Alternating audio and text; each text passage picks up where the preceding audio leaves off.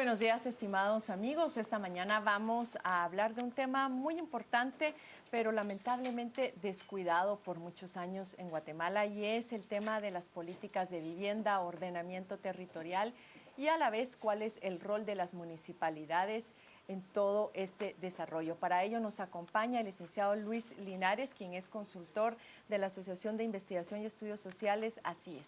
Bienvenido, Luis. Muchas gracias, licenciada, encantado, mucho gusto. Iniciemos por hablar de la política de vivienda, que entiendo que la institución rectora para el desarrollo de esta política de vivienda, la promoción, facilitación, supervisión de la misma es el Ministerio de Infraestructura y Vivienda. Sí, efectivamente, su nombre lo dice, como Ministerio de Comunicaciones, Infraestructura y Vivienda, y hay una ley de vivienda y asentamientos humanos que le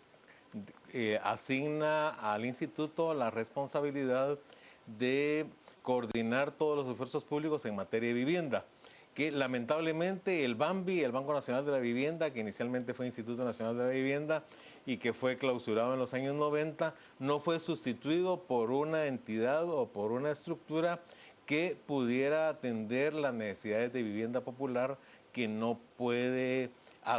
de las familias que no pueden acceder a las viviendas que ofrece el mercado. Y el Ministerio de Comunicaciones desde hace muchos años, a pesar de los mandatos legales, está totalmente ausente de este problema. Está más focalizado tal vez en comunicaciones y lo que es infraestructura, carreteras, que en el tema de vivienda. Claro. Y ordenamiento territorial también, porque esta política tiene que dictar los grandes lineamientos en ordenamiento territorial. Bueno, el ordenamiento territorial, la Constitución establece que la política de ordenamiento territorial debe ser elaborada por el Consejo Nacional de Desarrollo Urbano y Rural, que tendría que dar los grandes lineamientos para que las municipalidades que tienen asignadas la función de ordenamiento la apliquen a los planes de ordenamiento que tienen que elaborar cada una de ellas y a los reglamentos que permitan aplicar esos planes. Y en ese sentido, pues Segeplan hace poco veía en una entrevista aquí en Canal Antigua que dicen que están formulando la política. Yo recuerdo que en el año 2005 hablé con una secretaria o subsecretaria de Segeplan que estaban hablando de una ley de ordenamiento territorial. Yo le decía, mire, lo de la ley de ordenamiento territorial va a costar un mundo que salga y la Constitución habla de la política, entonces ¿por qué no se enfocan en la política?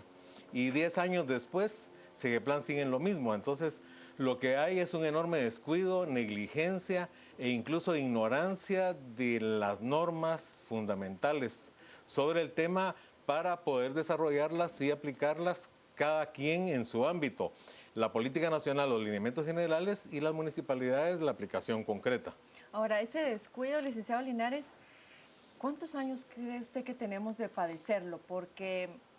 hace muchísimo tiempo que no hay esas políticas de desarrollo de vivienda. Habían algunos proyectos que usted inclusive mencionaba antes de salir al aire, que se realizaron hace algunos años, por ejemplo, el de los proyectos 4.3, 4.4, estos que están en la zona 6, en donde las familias podían acceder a la vivienda, inclusive tenían que trabajar en esas obras de vivienda que luego eran sorteadas dentro de las mismas, ¿no? Sí, prácticamente en los años 80, o sea, ya estamos hablando de más de 30 años, 35 años, que el Estado, después del colapso que sufrió el BAMBI, el Estado abandonó y dejó de construir, de implementar proyectos de vivienda social, porque después de la 1 de julio, de Nimajuyú, de Justifino Barrio, de los San Rafaeles, de los proyectos de la zona 6, 4.3, 4.4,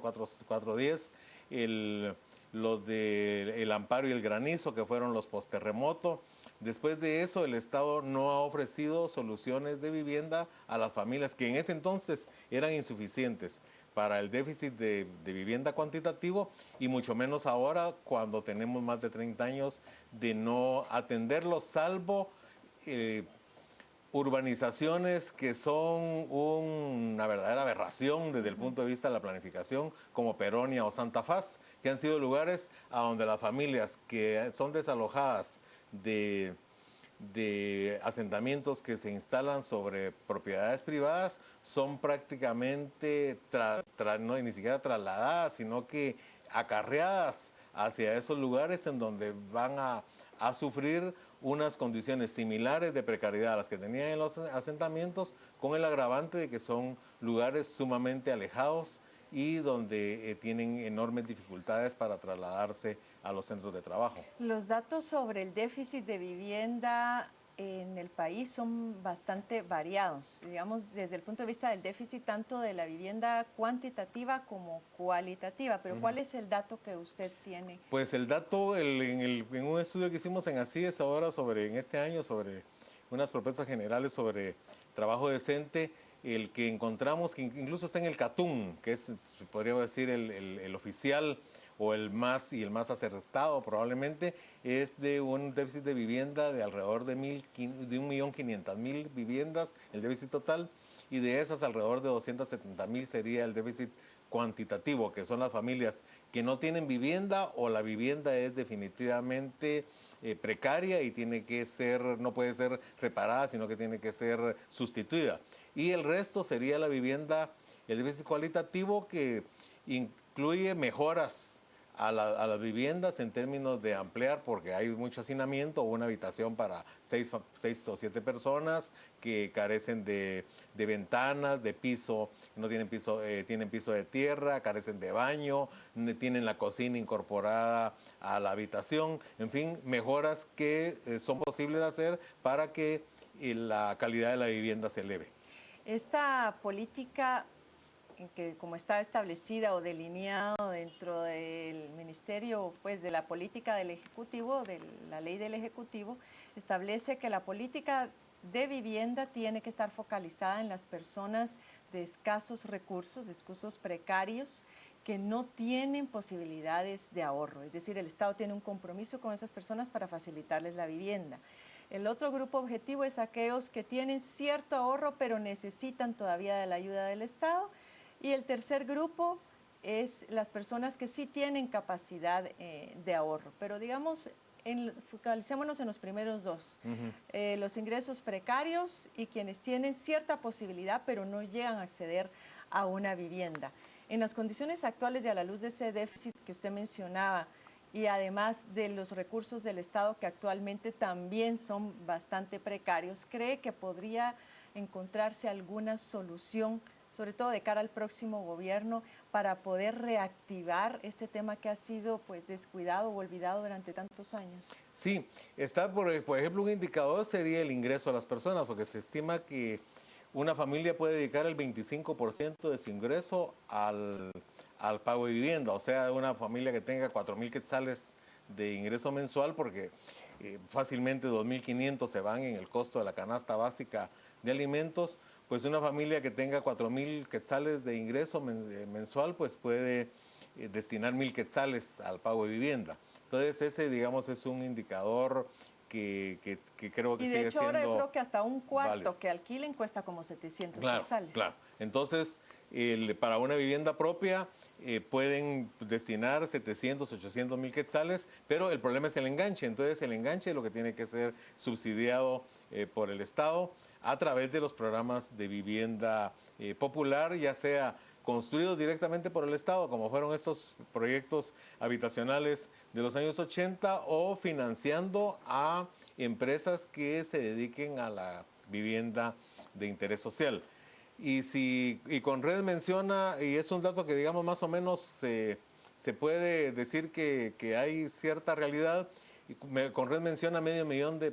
de personas en asentamientos precarios, precarios desde el punto de vista de calidad de la vivienda y desde el punto de vista del riesgo a desastres. Entonces hablamos de 100.000 familias y el déficit habitacional decíamos que pueden ser 250.000 familias, entonces habría como 100.000 familias que serían las prioritarias para un programa de vivienda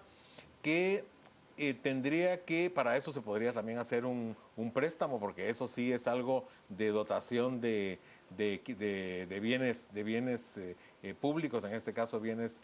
sociales, y financiar una parte, lo que tiene que hacer el Estado para comprar la tierra y todo, pues hay 2.000 millones de quetzales al año que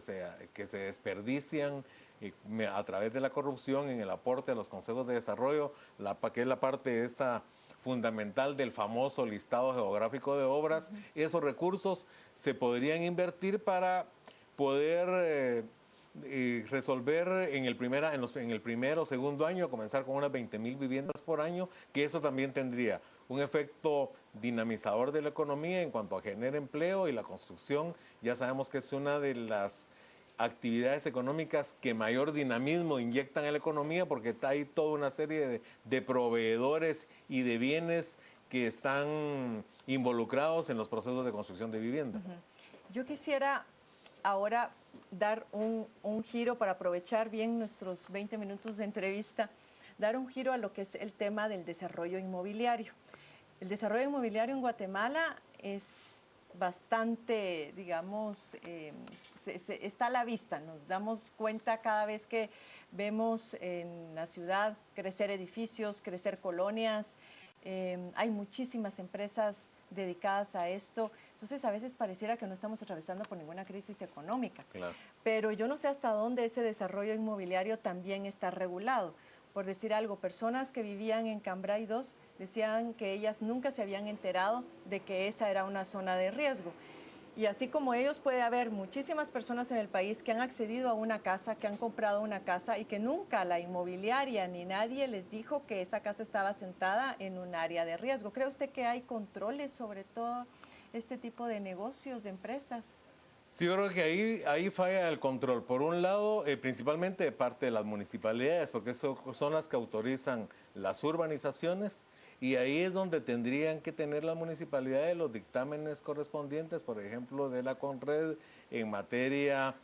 del riesgo a que puede estar expuesto por desastres, por deslizamientos, que también al final es algo que casi sale del sentido común. No se necesita una ciencia demasiado sofisticada para poder determinar que, por ejemplo, las casas que están en la corona del cerro que se menciona ahora, de arriba del Cambrai, pues están ya prácticamente en el inicio de un resbaladero. Entonces esas casas tarde o temprano van a caer al barranco. Entonces lo que se necesita por parte de las municipalidades es que implementen, porque ellas son muy